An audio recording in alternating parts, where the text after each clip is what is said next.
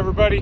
Want to do a quick update here in Wyoming on the F1 Strike CWC V3. My first review I did on it had been really light winds. It was just an initial review. I feel like I owed some people a follow-up after a few more sessions, especially some like legitimate wind sessions where I was not just struggling to get on foil the whole time.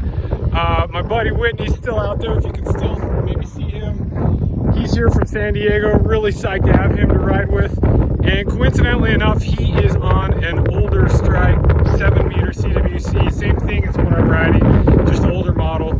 So we were able to compare them, like put a right direct overlay and get an idea of like the actual size difference, because that was my initial impression before that I left, was like how much smaller it seemed. And I was really off base in terms of like the wingspan was the same, a lot of it was the same, the reduced leading edge diameter, we kind of knew about that, but I was correct in the fact that the trailing edge, that's a little bit shorter, and it's enough, a couple inches when we landed on top of each other.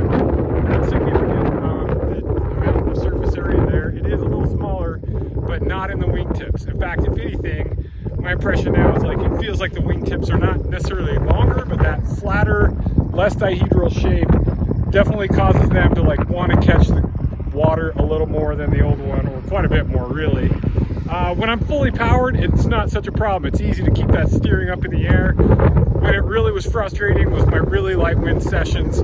The thing just kind of wants to dive more too. The leading edge one has a tendency to go down more than the old one. That dihedral kind of steers it up more. It keeps those tips out of the water, plus the shape naturally keeps the tips out of the water. In terms of power, you know, I've definitely had time to adjust to the new pumping style. It's a smaller, more high cadence pump. I feel like I can't put as much power into my pump because I can't go all the way from my toes through my knees up to my fingertips. Now it's more of just kind of like an arm and core thing real quick. So that, you know, that makes a difference. I can't pump it as hard as my old one, I feel like. But the efficiency, it's more rigid, that probably makes up for it. And I would say, now that I'm used to it and I've flown it and I'm comfortable pumping it in a new way, it's pretty similar in terms of the low end power to the old one. It's just different, the way the power delivers. And it is a little smaller, so maybe slightly less for in a really light wind session. It's a little harder to fly, I would say.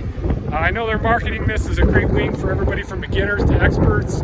I feel like this new version is not quite as beginner friendly as the old one. It requires more steering input, but obviously still a really good wing, more durable, a lot of great benefits to it.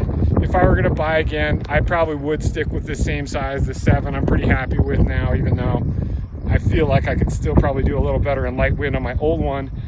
Also, especially now that considering the fact that it's harder to keep the wingtips out of the water, if I were going to go to an 8, that would be even more problematic. So again, on those windier days, I've had some good lit up sessions now and feel like it's it's not a problem on the windier days, but the light wind days, man, that thing wants to dive into the ground a lot, or into the water. So just a quick follow up, hope this helps. Talk to you guys later. Have fun out there on the water, stay safe. Big ups to Whitney for coming out to California every year and riding with me. Love that dude, he's the best. See you guys.